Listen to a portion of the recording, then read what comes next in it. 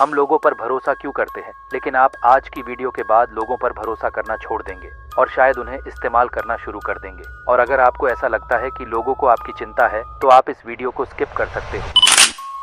अब इससे पहले कि हम इसकी डार्क साइड में जाएं, मैंने इस पूरी वीडियो को 3 हिस्सों में बांटा है ताकि आपको साफ साफ समझ में आए कि किस तरह हम अपने इमोशन को कंट्रोल और मैनिपुलेशन में महारत हासिल कर सकते हैं। फर्स्ट, हम जानेंगे कि ये दिमागी तरकीब आखिर है क्या, कैसे काम करती है और ये आपकी सोच से भी ज्यादा ताकतवर क्यों है। सेकंड, हम इसके डार्क साइड में उतरेंगे, वो हिस्सा जिसके बारे में कोई बात नहीं करता, जहां हम स्ट्रैटेजी, मैनिपुलेशन और इन्फ्लुएंस और लोगों को कंट्रोल करने के बारे में जानेंगे। थर्ड, हम सीखेंगे इसे मास्टर करना ताकि आप इसका इस्तेमाल करें ताकत के लिए, अपनी हिफाजत के लिए और ये तय करने के लिए कि आप ही डोर खींच रहे हैं लेकिन आप उसमें उलझे नहीं। तो चलिए मैं आपको मिलवाता हूं एक ऐसे दिमागी फंक्शन से जिसे दुनिया के बहुत ही कम लोग सच में इस्तेमाल करते हैं।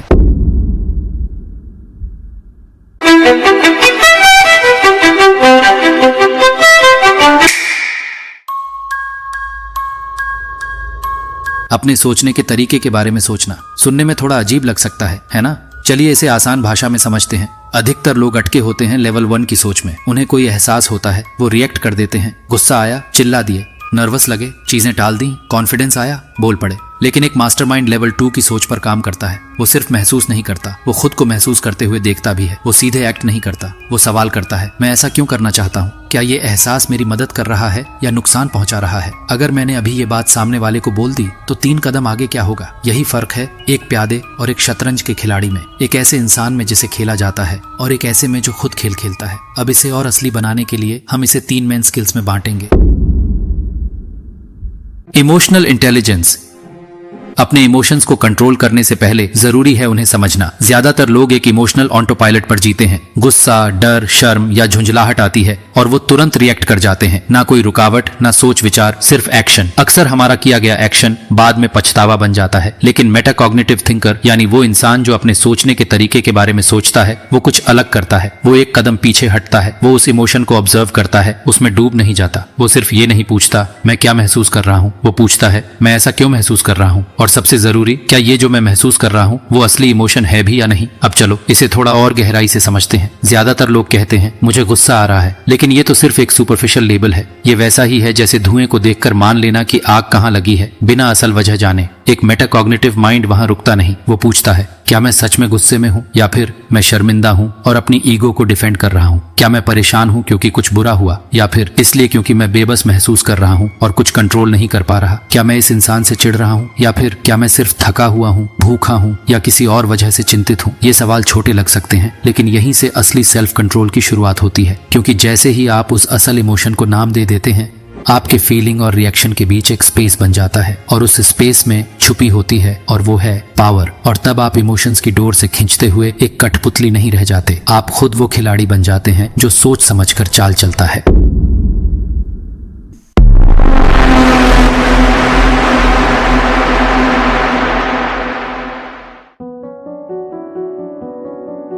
इमोशनल लेबलिंग का इस्तेमाल करने से आप बातें कहने से बच जाते हैं जिनका बाद में पछतावा होता। जब आप असली भावना को पहचान लेते हैं तो आप खुद को वक्त रहते पकड़ लेते हैं। ना आप इंसान के सामने इमोशन में फट पड़ते हैं, ना आप चिल्लाते हैं, बस आप सोचते हैं। दबाव में भी शांत रहना आसान होता है। जैसे ही आप किसी भावना को नाम देते हैं उसका असर कम हो जाता है। यहाँ तक कि बस इतना कहना मुझे बहुत ओवरवेल्म्ड लग रहा है आपके दिमाग के रैशनल हिस्से को एक्टिवेट कर देता है। दूसरे लोग अंदर से क्या महसूस कर रहे हैं ये भी समझने लगते हैं। जब आप खुद पर ये प्रैक्टिस करते हैं तो दूसरों को भी बेहतर पढ़ पाते हैं। जो इंसान गुस्से में दिख रहा है वो शायद डर के मारे ऐसा कर रहा है। जो इंसान दूर दूर है वो शायद शर्म महसूस कर रहा है। ये इंसाइट सिर्फ लोगों से जुड़ने का जरिया नहीं है, ये आपको दूसरों को इन्फ्लुएंस करने की ताकत देता है। तो चलिए एक छोटा सा एक्सरसाइज करें। लेबल इन लेयर्स। जब भी आप कोई तेज गहरा इमोशन महसूस करें, जरा रुकिए और खुद से 4 सवाल पूछिए। मैं इस वक्त कौन सा इमोशन महसूस कर रहा हूँ? इस इमोशन को ट्रिगर किसने किया? क्या ये सच में वही इमोशन है जो मैं सोच रहा हूँ, या इसके पीछे कोई और छुपा हुआ एहसास है? इस भावना के पीछे कौन सी अधूरी जरूरत या कोई गहरा विश्वास काम कर रहा है? अगर आप ये रोज इवन अगर सिर्फ 30 सेकंड के लिए भी करें तो आपको यकीन नहीं होगा कि आपके पास कितना ज्यादा कंट्रोल आ जाता है। ध्यान रखिए, जिन इमोशंस को आप नाम नहीं देते वो आपको कंट्रोल करते हैं, और जिन इमोशंस को आप पहचान लेते हैं वो आपकी बात मानते हैं। यही है मास्टरमाइंड का पहला कदम।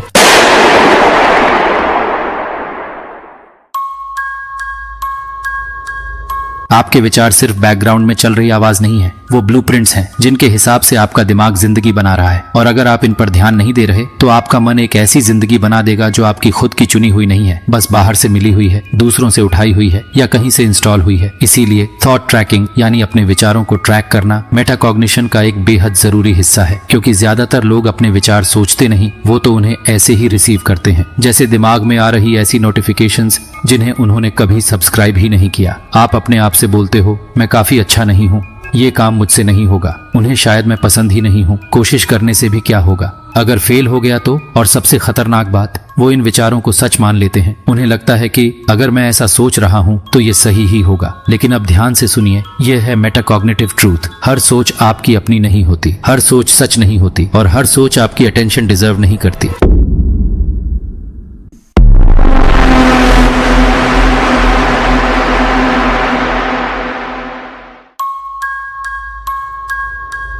सोचो जैसे आपने अपने दिमाग में एक सिक्योरिटी कैमरा लगा दिया हो। अब आप किसी भी सोच को यूं ही अंदर नहीं आने देते कि वो आपके दिमाग के लेआउट को चेंज कर देता है। आप उस सोच की आईडी को चेक करते हैं। ऐसी तरह आपको अपने इमोशंस के साथ करना है। जब भी आपके इमोशंस उफान पर हों, रुकिए और पूछिए, मैं इस वक्त क्या सोच रहा हूँ। यहीं से शुरू होती है अवेयरनेस। जैसे ही आप किसी सोच पर रोशनी डालते हैं, वही पल होता है बदलाव का। क्या ये सोच मेरे लिए मददगार है या नुकसानदायक, चाहे ये सच्ची सी लग रही हो? क्या ये मेरे किसी काम की है? क्या ये सोच किसी फैक्ट पर टिकी है या सिर्फ डर पर? फियर बेस्ड जो सोच होती है, उसे आपका दिमाग बढ़ा चढ़ा कर आपको दिखता है। बार बार दोहराई जाने वाली और इमोशनली भारी सोच आपको कंट्रोल करती है, जबकि फैक्ट बेस्ड सोच होती है, वो आपको एक अलग ही माइंडसेट देती है, शांत और स्थिर। अब मान लीजिए एक सोच आपके मन में आती है, मैं इतना अच्छा नहीं हूं कि ये काम कर सकूं। अधिकतर लोग इस सोच को अंदर तक ले लेते हैं, उसे सच मान लेते हैं, बिना ये समझे कि वो बस एक मेंटल रिफ्लेक्स है, यानी कि दिमाग की आदत। लेकिन एक मास्टरमाइंड, वो रुकता है, एक कदम पीछे जाता है और खुद से पूछता है, ये विश्वास आया कहाँ से? क्या किसी ने मेरे बचपन में ये बात कह दी थी? क्या ये फेल होने से या फेल होने के डर से मेरे अंदर इंस्टॉल हो गया? मेरे पास क्या सबूत है कि मैं ये नहीं कर सकता? और यहीं पर ये छोटा सा सवालों का सिलसिला एक बहुत बड़ी ताकत बन जाता है। ये उस मेंटल लूप को तोड़ता है, उस स्पाइरल को धीमा करता है और उस बेकार सोच को एक कॉन्शियस चॉइस में बदल देता है। अब जानते हैं कि ये क्यों काम करता है।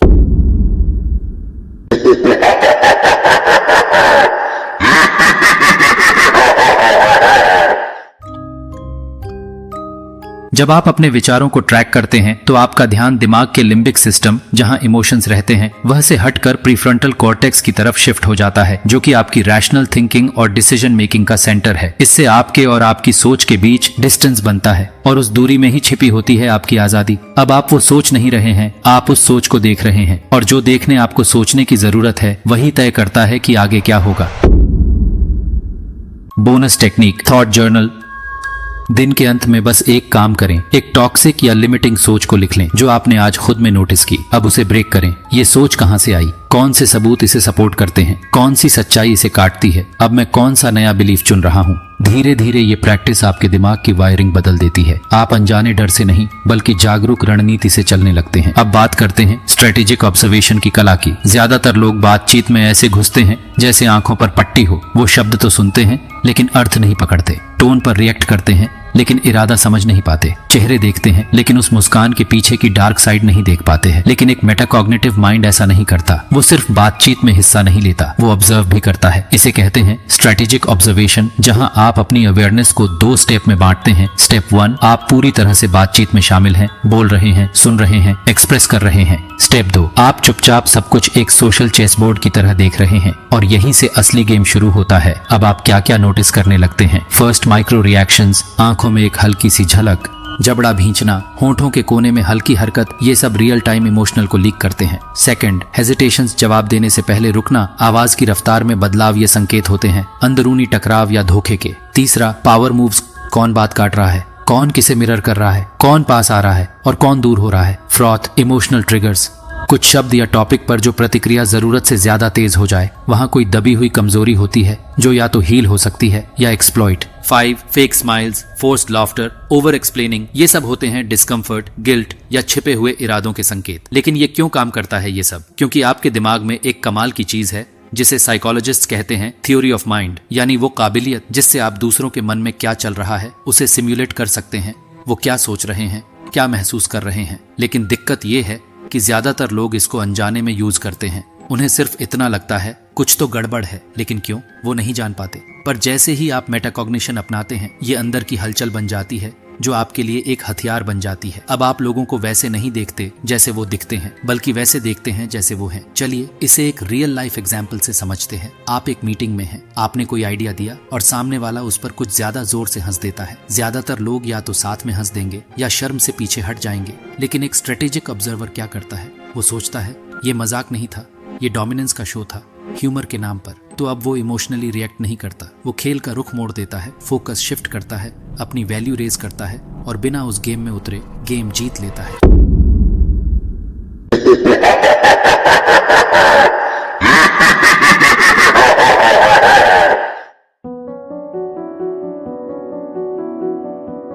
अब तक आपने देखा मेटाकॉग्निशन कैसे इंसान को शांत, फोकस्ड और ताकतवर बनाता है। लेकिन अगर कोई इसे एम्पैथी के बिना यूज करे तो, जब उसका मकसद लोगों को समझना नहीं बल्कि उन्हें इस्तेमाल करना हो, तब एक मास्टरमाइंड मॉन्स्टर में बदल जाता है। मॉन्स्टर की ताकत, emotional analysis as weapon manipulators. Metacognition का यूज ऐसे करते हैं जैसे कोई वैज्ञानिक हो। वो आपकी भावनाओं को टूल्स की तरह देखते हैं, आपकी रिएक्शन पढ़ते हैं, आपकी इनसिक्योरिटीज पहचानते हैं और आपके सबसे गहरे डर को एनालाइज करते हैं। फिर करते हैं 3 में से कोई एक काम। फर्स्ट, एक्सप्लॉइट करना, आपको ऐसा महसूस कराना कि आपकी कोई वैल्यू ही नहीं, ताकि आप उनसे वैलिडेशन मांगते रहें। एग्जाम्पल, तुम्हें समझेगा भी कौन, सिर्फ मैं हूं जो तुम्हें जानता हूं। तुम इतने टूटे हो कि कोई और तुम्हें प्यार नहीं करेगा, यहीं रहो जहां मैं तुम्हें कंट्रोल कर सकूं। सुनने में लग सकता है प्यार करता है, पर असल में वो है एक पिंजरा। ट्रिगर करना, आपके अंदर छुपे सबसे बड़े डर को आपके सामने खड़ा कर देना, ताकि आप डर के मारे जैसे वो चाहें वैसा ही करें। थर्ड, मिरर करना, वो आपकी तरह महसूस करने का नाटक करते हैं ताकि आप सोचें ये इंसान मुझे समझता है, पर सच्चाई कुछ और ही होती है। वो बस आपका दरवाजा खोल रहे हैं ताकि अंदर आकर आपको कंट्रोल कर सके।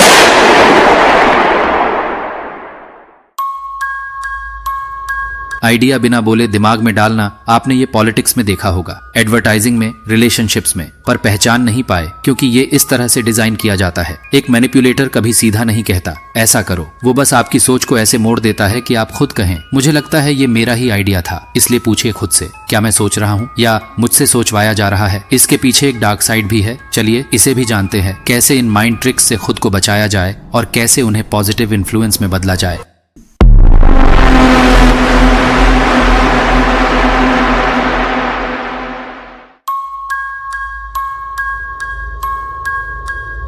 जहां मॉन्स्टर आपकी बॉडी को नहीं, आपका दिमाग हाईजैक करता है। थॉट प्लांटिंग, आइडियाज आपकी सोच में धीरे धीरे बो देना। मैनिपुलेटर्स आपको कुछ कहकर कंट्रोल नहीं करते, वो सब्टल क्यूज, लोडेड सवाल और बार बार दोहराव से एक आइडिया बोते हैं। एग्जाम्पल, वो सीधे नहीं कहेंगे तुम्हें अपने दोस्त से रिश्ता तोड़ देना चाहिए, वो कहेंगे कमाल है ना, लोग कितनी बार उन लोगों से जुड़े रहते हैं जो उन्हें सच में सपोर्ट भी नहीं करते, मैं तो कभी नहीं कर पाता ऐसा, पर हाँ हर कोई अलग होता है। अब उन्होंने बीज बो दिया और जब आपके मन में वो विचार पनपेगा तो आप ही उसे पानी देंगे, ये सोच कर कि ये मेरी ही सोच थी। कैलकुलेटेड साइलेंस, साइलेंस भी एक चाल होती है। मैनिपुलेटर्स की सबसे अंडररेटेड ताकत होती है सोची समझी चुप्पी। इस साइलेंस में कोई सुकून नहीं होता, ये वो प्रेजेंस होती है जो आपको अनकंफर्टेबल बनाती है, आपको गिल्टी महसूस कराती है, आपको कंफ्यूज छोड़ देती है। कैसे? आपके टेक्स्ट का जवाब थोड़ा देर से देंगे, बस इतना कि आप बेचैन हो जाएं, आपके बात पर घूरते रहेंगे, कुछ कहेंगे नहीं और आप खुद ब खुद ज्यादा बोलने लगेंगे, धीरे बोलेंगे, लंबे पॉजेस लेंगे जिससे आप खुद ही सब उगल दें। आपने कोई पर्सनल बात शेयर की, वो बस चुप है, आपको देख रहे हैं, अब आप खुद ही रैम्बल, बैक ट्रैक, अपोलोजाइज करने लगते हैं। पावर अब उनके पास है, आप खुल चुके हैं और उन्होंने अभी तक एक शब्द भी नहीं कहा। कभी कभी सबसे ताकतवर चाल होती है कुछ न कहना। और अब आते हैं मॉन्स्टर की अगली चाल पर।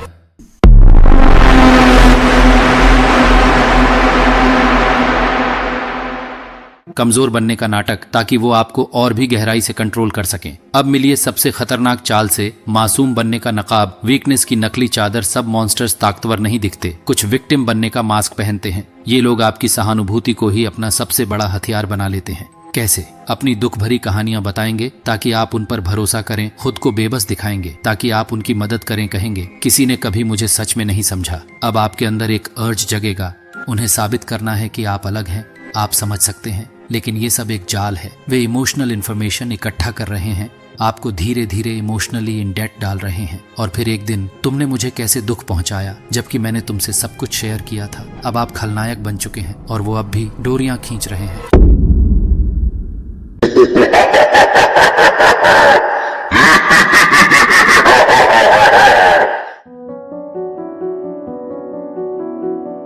जब आप खुद को बाहर से देखने लगते हैं तो आपका प्रीफ्रंटल कॉर्टेक्स एक्टिव होता है, यानी आपका सोचने और निर्णय लेने वाला दिमाग। ये आपको रिएक्ट करने से रोकता है और स्ट्रैटेजी में डालता है। प्रैक्टिकल टेक्निक, जब आप कंफ्यूज्ड या इमोशनल हो, अपने दिमाग में पूछिए वो अभी क्या महसूस कर रहा है, वो ऐसे क्यों रिएक्ट कर रहा है, उसे इस पल में सच में क्या चाहिए। हाँ, खुद को वो कहिए थर्ड पर्सन की तरह। फॉर एग्जाम्पल, मैं इस प्रेजेंटेशन को लेकर डर रहा हूँ, या वो इस प्रेजेंटेशन को लेकर घबरा रहा है। क्यों? क्या वो तैयारी पर भरोसा नहीं कर रहा, या वो बस वैलिडेशन चाहता है? ये स्मॉल शिफ्ट बनाता है बड़ा फर्क। आप सोच से एक कदम पीछे हट जाते हैं और पावर की पोजीशन में आ जाते हैं।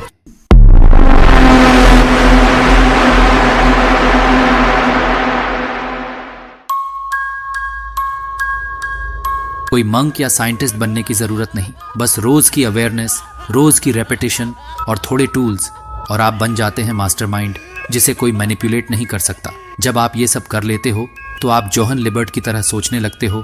तुमने देखा होगा, कोई इंसान बार बार अप्रूवल मांग रहा है, लेकिन आप उस पर रिएक्ट नहीं करते। इंस्टेड तुम कॉन्फिडेंस मिरर करते हो, छोटे वैलिडेशंस देते हो और धीरे धीरे ग्रुप डायनामिक को लीड करने लगते हो। लेकिन ऐसा क्यों? बिकॉज अब तुम गेम के बिहाइंड देख पा रहे हो। इसके लिए कुछ स्टेप ले सकते हो। आपको रुक कर देखना है कि क्या चल रहा है अंदर। सेकंड, लेबल, क्या मैं सच में गुस्से में हूँ या मैं असुरक्षित हूँ। थर्ड, क्वेश्चन, क्या ये मेरे बचपन का बिलीफ है या किसी ने मुझे ये सोचने पर मजबूर किया। चूज, रिएक्ट नहीं करूंगा, अब मैं मोहरे नहीं चला रहा, मैं बोर्ड देख रहा हूँ जिसने गेम को बनाया है। 5, रिफ्लेक्ट, आज किसने मेरे बटन दबाने की कोशिश की और मैं कैसे शांत रहा। जब आप इन सभी स्टेप्स को फॉलो करते हो तो इसका रिजल्ट आपके लिए फायदेमंद होगा। आप मेंटली काल्म महसूस करोगे, आप इमोशन आपके कंट्रोल में होंगे, आप स्ट्रेटेजिकली डेंजरस हो जाओगे। अब कोई तुम्हें प्रेडिक्ट नहीं कर सकता, अब कोई तुम्हें प्रोवोक नहीं कर सकता, अब कोई तुम्हारे साथ गेम नहीं खेल सकता। अब खेल के रूल्स और खेल तुम्हारे कंट्रोल में होंगे।